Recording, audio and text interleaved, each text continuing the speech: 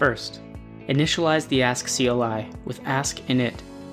If the CLI finds that no AWS credentials exist, it'll prompt you to set some up, or to skip. We'll choose yes and set some up. The CLI will prompt you to provide an AWS access key. You can follow the link on screen for step-by-step instructions. On the page, locate the JSON code snippet and copy it. We'll need this shortly. Then, navigate to the AWS console. The link is in the description. In the IAM console, we'll first create a policy.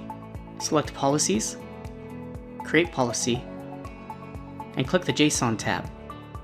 Here, remove the existing code and paste in the policy you copied earlier. Then review it. Name it something you'll remember later on, and create it. Looks like it worked. Now we'll create a user. Click Users, Add User. Name the user something you'll remember. Since this is a user for the CLI, select Programmatic Access. Then move forward to Permissions.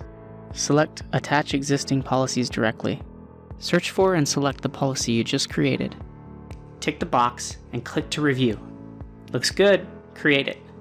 Once created, AWS will provide you with an access key ID and a secret access key. Secret is no joke. You'll only be able to see these once. Best practice is to download the CSV and save it somewhere secure. First, copy your access key for the user. We'll paste that into the terminal. Now it'll ask for the secret access key. Let's go get it. Click Show, copy it, and hide it again. Then paste it into the terminal. The terminal will automatically open a browser window and request that you sign in to SMAPI CLI using your Amazon account. Go ahead and log in. You'll only need to do this once. When you see the success message, it's safe to close the browser window. Back in your terminal, you can test that everything is set up correctly.